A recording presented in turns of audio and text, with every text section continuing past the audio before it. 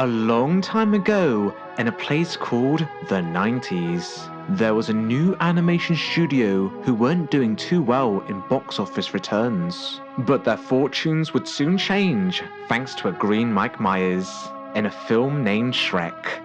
Although this movie had a very complicated production, as ideally Saturday Night Live comedian Chris Farley was meant to home the role, but died before the project was complete. The assets were locked away in an undisclosed archive. 20 years plus on through the internet, all the geeks and nerds across the globe came together, crying out to the land of Hollywood in the hopes that King Katzenberg will hear their pleas to one day release this Chris Farley version of Shrek.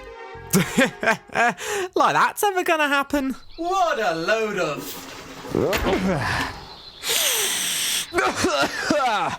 oh, hello. Right.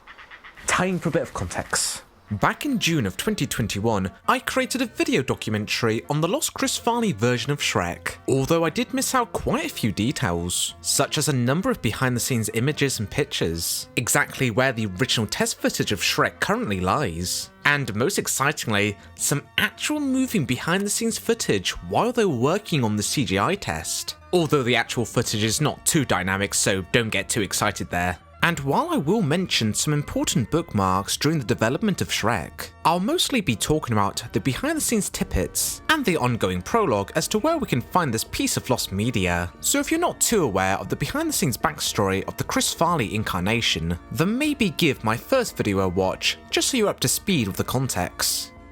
If you like what you see, then don't forget to subscribe. You can now support Scribbles to Screen on Patreon. Hopefully that should convince Mum and Dad that YouTube's a viable career. But if you can't afford it, that's fine. You can still like and subscribe. That should hopefully aid me in the analytics. Oof. Anyway, enough of the build-up. Let's dive into things.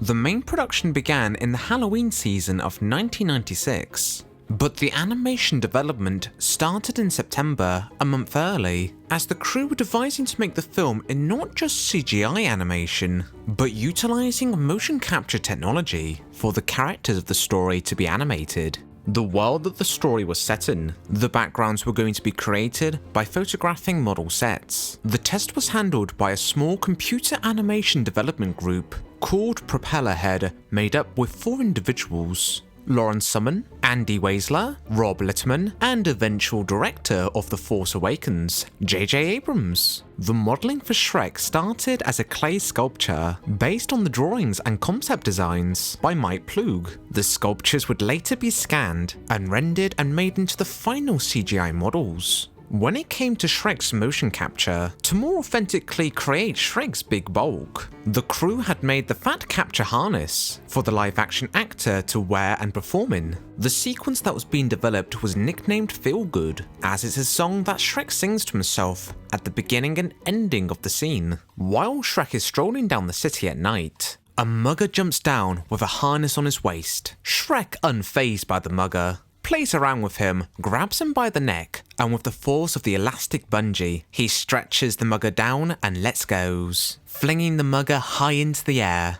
After this mini exciting episode, Shrek strolls on, resuming singing Feel Good. It's reported that Tom Kenny actually played the role of the thief. The final test animation clocked in at about 45 seconds. It seems possible that the animation test is only loosely and is much more shorter from the scripted and animatic scene. When the storyboard assets / script became partially available online, a YouTuber by the name of Uncle Porksums did a recreation that runs for about 2 minutes and 23 seconds, exceedingly longer than what's reported on with the animation test. This test was shown alongside the animatic in spring of 1997 to Jeffrey Katzenberg, who was not amused by either reels, saying, I quote, "It looked terrible, it didn't work, it wasn't funny, and we didn't like it," unquote. Thus it was back to the storyboard on refixing the film.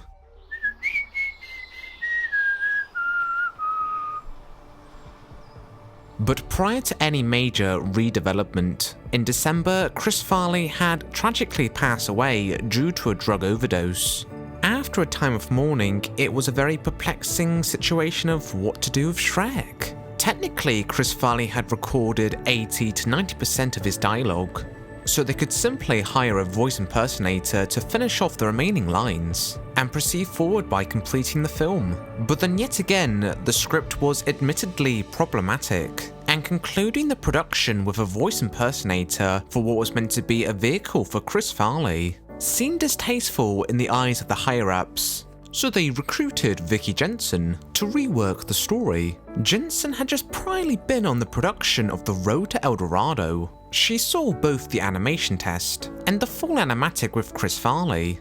The problem they were having with the working reel was that the film was having tonal contrast issues. The humour could be weird, lowbrow and dry, but it clashed with the adventurous nature of the film. The crew were trying to figure out how they could make both clashing tones fit together. But Vicky Jensen suggested, why not just drop one of the tones in favour for the other? Thus they favoured the more humorous side of the film. They additionally dropped the motion capture technology, instead favouring the more traditional way of animating CGI, frame by frame.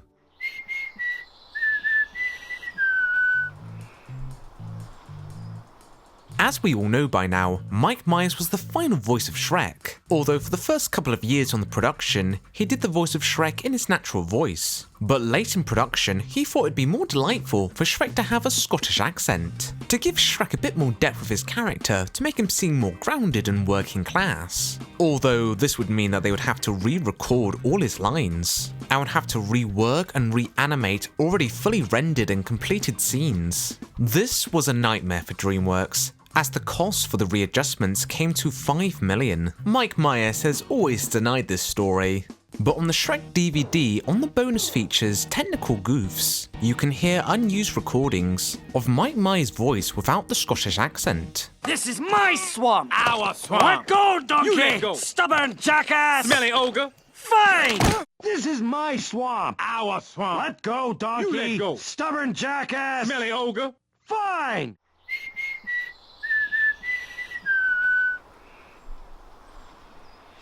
2014 to 2015 was a greatly fortunate year for Shrek media rediscovery. The biggest one in particular was the original animatic for the campfire scene, uploaded by DreamWorks developer John Garbett on his Vimeo account, before later on being re-uploaded on YouTube and widely shared from there. But there were several online auctions listed on WorthPoint, providing us not only a tantalizing glimpse of this version of Shrek, but some small snippets of information provided about the creation of the test footage, as we know the length of the test footage and the team that were involved with making it.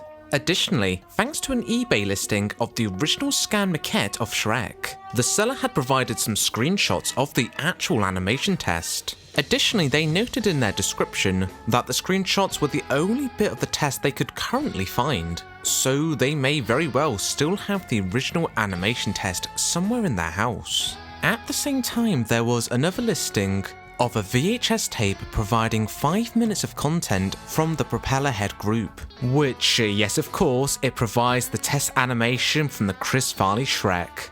In the description, it notes that the audio from the Chris Farley Shrek test is muted, so if this VHS tape is to ever surface online, we would still be missing the audio from the animation test. From here, we at least know that there's 2 possible copies that are within circulation outside of the DreamWorks archive. Will they ever resurface for the public to see? Well, for the actual tape that was sold at auction, we don't know where or who bought it, nor that I wasn't even able to find for the price that it was sold for. If it was somewhere between the 3 or 4 digit range, then the buyer probably won't release it lightly, but the eBay seller who provided screenshots of their copy may very well still have theirs, so it may not be a far stretch of the imagination that we could possibly still see the Chris Farley animation sometime soon.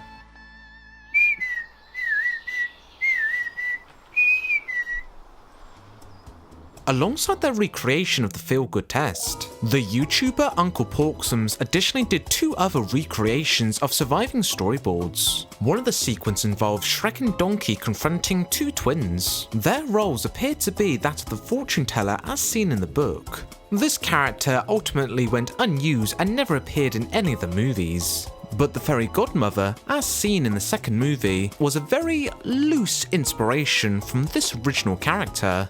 And the other recreated storyboard shows Shrek to be quite excited to see the princess.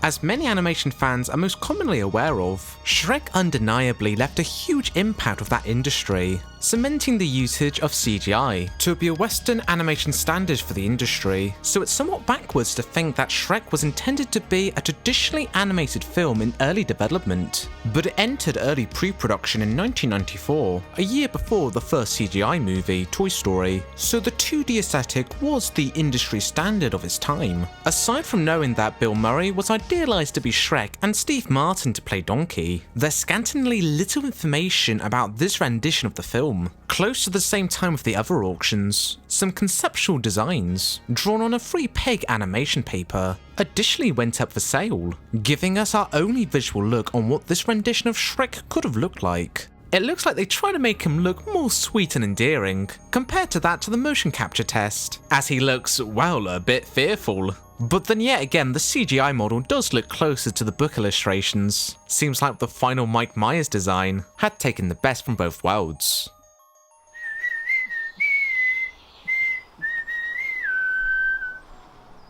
During the research for this video, I had noted that there was actually a clip from the CGI test that was widely available to view. And this isn't a new clip, this has been around for quite some time now. Where can you find this behind the scenes clip? Why, on the Shrek DVD. A little bit confused? Well, don't worry. The actual clip obscures a lot of details, so let's take a closer look.